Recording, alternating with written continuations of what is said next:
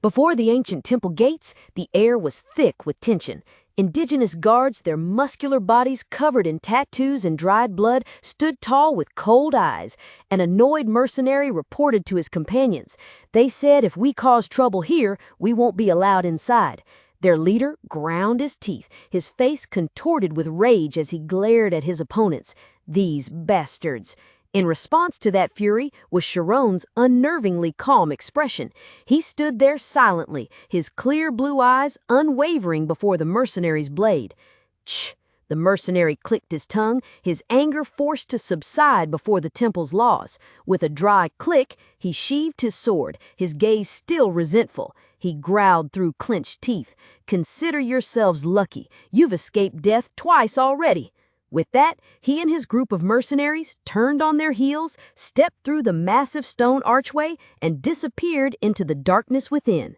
Once the mercenaries were gone, one of the indigenous guards turned to Shirone's group, his voice deep and resonant. "If you wish to be tested, enter. The eyes of the angels will be watching you." Alzine looked confused by the cryptic words. What is he saying? Standing beside her, Ryan smirked arrogantly, his expression completely unconcerned by the warning. Who knows? Probably just telling us to go in and have fun. Shirone turned back, a pensive look flickering in his blue eyes as he led his group. Together, they descended the dark stone steps that led deep into the earth. The flickering torches on the ancient walls illuminated only a small space, leaving most of the path shrouded in deep, abysmal darkness.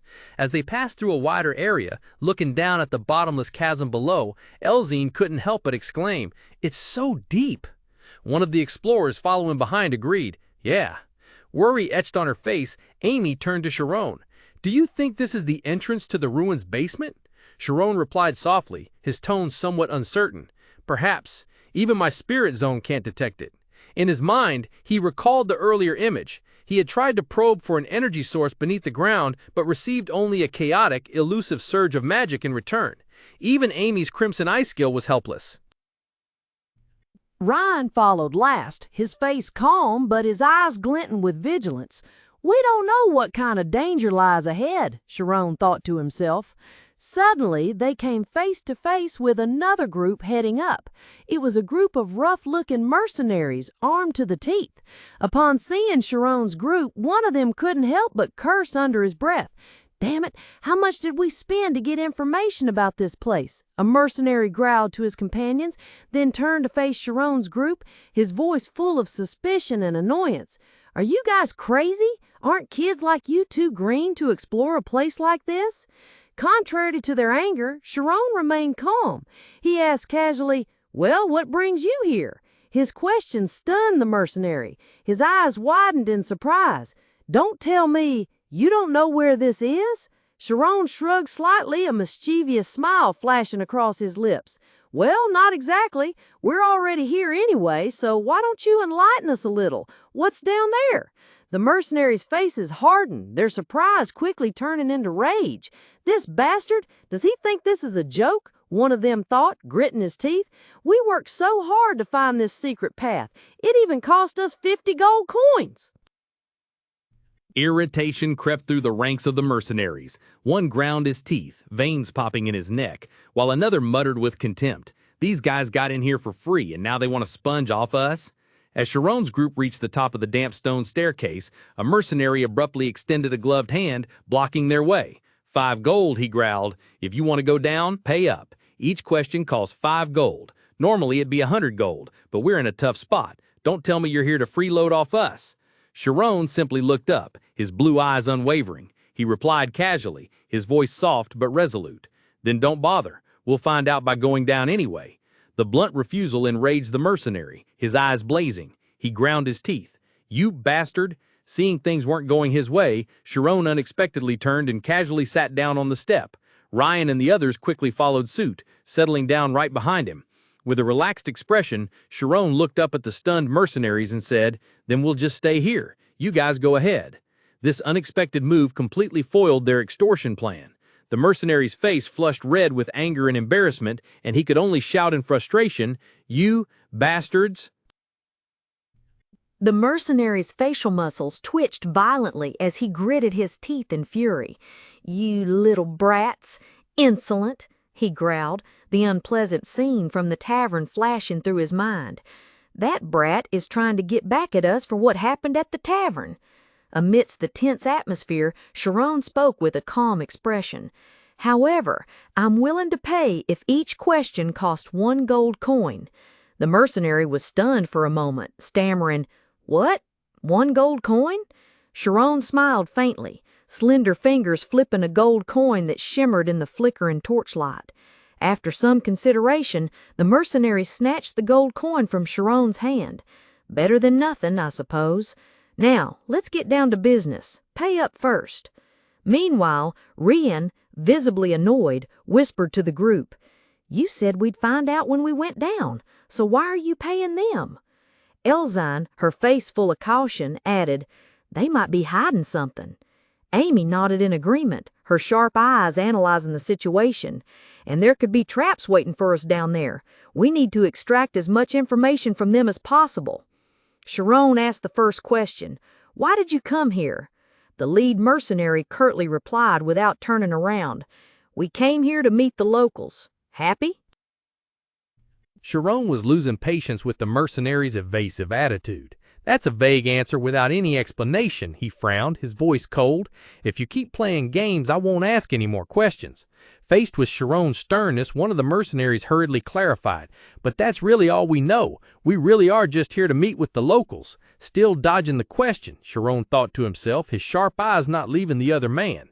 He decided to try a different approach. Extending his hand, a gleaming gold coin appeared between his slender fingers. "So why are you trying to meet with them? Here's gold." Seeing the gold, the mercenary couldn't help but hesitate. He cleared his throat awkwardly and finally parted his lips. "Well, it's to buy loop." Shirone and Amy, standing beside him, listened in silence. Once he started talking, the mercenary rattled on. "You can buy them on the black market, but it's cheaper to buy them where they originate, like here. We were planning to sell them to earn travel expenses. Is that okay now? Trading loop?" Shirone was stunned. A magnificent image of the ancient ruins flashed through his mind. A giant pyramid standing tall under the sky. The great secret surrounding these ancient ruins was nothing more than a loop smuggling route. Shirone turned away slightly, his eyes becoming pensive. "No, there has to be more to it than that," he said to himself, convinced that the truth couldn't be so simple. "I'm sure even these guys don't know everything." One of the leading mercenaries explained, "We're here to meet the locals and buy something called loop." Hearing that name, memories of their previous discussion flooded the group's minds. Shirone had explained to his friends, holding an object that looked like a withered tree root. The people of Kergo consider loop sacred because they use it in their rituals. Ryan, with his pragmatic nature, had wondered, wouldn't restoring the relics be a good thing for the locals? Amy had previously added, the locals live in the Kergo Autonomous Region. Amy looked slightly disappointed. "I tried asking my brother, but he wouldn't tell me how to get in." Interrupting the train of thought, Shirone stopped. A glint flashed in his blue eyes and a confident, almost mischievous smile spread across his lips. He looked directly at the mercenary, his sharp voice cutting through the silence. "So you mean to tell me, this is the secret path to the Kergo Autonomous Region?" The mercenaries froze, their faces changing color. One frantically covered his mouth to stifle a gasp of surprise, while the other stammered, "What? How did you know?" Completely ignoring their shock, Shirone calmly extended his hand, a sparkling gold coin resting on his palm. "Sorry for asking without paying. Here's 1 gold." The mercenary awkwardly waved his hand in refusal. "It's okay. Consider it free this time." Shirone raised an eyebrow, a surprised expression on his face. "Huh? But we didn't agree to that. Are you saying I inadvertently blurted out information without getting paid?" He smiled slightly and said, "Well then, thank you." Still reeling from the young man's cleverness, the mercenary couldn't help but ask, "But how did you figure it out? That information is top secret." Shirone lowered his head slightly, looking at Amy with a complex expression. "You told me, didn't you, Amy, that the locals use loop for their rituals? Even though this is the origin of loop, I'm certain only locals with privileges would be allowed to handle such an item in large quantities." My sharp reasoning surprised those around me. Rian, with a look of sudden realization, exclaimed, "It must be the chieftain of the natives." Elzine immediately followed up, pointing her finger decisively, and they definitely belonged to the Kergo Independent Agency. One of the mercenaries who had led them there spoke with a tone of both admiration and sarcasm. "We worked day and night to get this information. I see you're quite clever. Any other questions?" Shirone smiled calmly, waving his hand as if it were nothing. "Nothing else. Come on, let's go down and find out more." The mercenary could only silently watch his back, thinking to himself, "Of course you don't have any more questions, because you've realized that's all we know." The group continued deeper underground, passing through an ancient stone corridor, lit by flickering torches on the walls. The fire danced, casting strange shadows on the cold stone slabs. Suddenly, the group stopped. Astonishment and tension were evident on everyone's face. Before them, at the end of the corridor, was a giant double door, exuding solemnity and antiquity. Beside the door stood two burly natives, bare-chested with muscular bodies. They stood with their arms crossed, their eyes sharp, steadfast as two living statues, blocking all passage forward. A dazzling light burst forth as the two natives opened the door. As the group stepped through the stone archway, a breathtaking and majestic sight unfolded before them. Shirone was the first to exclaim, his blue eyes wide with astonishment, beads of sweat forming on his forehead. "Wow!" Standing beside him, Rian also looked up, his mouth agape. "So this is—" Amy, with a stern and focused expression, finished his sentence. "The secret of the basement." Before them lay an impossibly vast space, a colossal cylindrical hall plunging deep into the earth, with metallic walls gleaming with gold and intricate mechanical grooves seemingly operating silently. An atmosphere of antiquity and power permeated everything. Even the seasoned mercenaries couldn't hide their stunned expressions. Suddenly, one of them pointed towards the end of the vast corridor, his voice trembling with excitement. That's the entrance to Kergo." In the distance, at the end of a grand stone passage, a colossal double gate stood tall, guarded by two motionless warrior statues. That was their destination. Golden light blazed from a colossal and intricate architectural structure hidden deep underground. From above, one of the mercenaries exclaimed excitedly, "It's real! The intel was right!" Below, in the middle of the ancient hall, Shirone and his group looked up, astonished by the arrival of the uninvited guests. But his attention was quickly drawn to another object, a jet-black sphere, floating strangely. "What?" Shirone stammered, his face showing clear confusion. "That's—" Seeing his reaction, a mercenary standing nearby asked curiously, "What is it? Do you know something about it?" The question struck Shirone's mind like a bolt of lightning. An image suddenly flashed. He was standing in the middle of an ethereal space, crystal clear water rippling around snow-white pillars, and before him were Adrias Miro and an identical black sphere. Shirone's blue eyes widened, a cold drop of sweat rolling down his temple. Memory and reality overlapped. He stared at the black sphere, hovering majestically in the hall, his mind echoing with an unbelievable thought. "That belongs to Miro." While Shirone was still reeling from the shock, the mercenaries above began to jeer. One said in a coarse voice, "What's the matter? Does it look like your ball?" What do they know? But those sneering words could no longer reach Shirone's ears. He could only whisper the name of that mysterious goddess, a question full of doubt and confusion echoing in his mind. Suddenly, a voice rang out, "Miro!" It was the old chieftain, with intricate tattoos on his face and elaborately braided white hair, squinting at Shirone's group.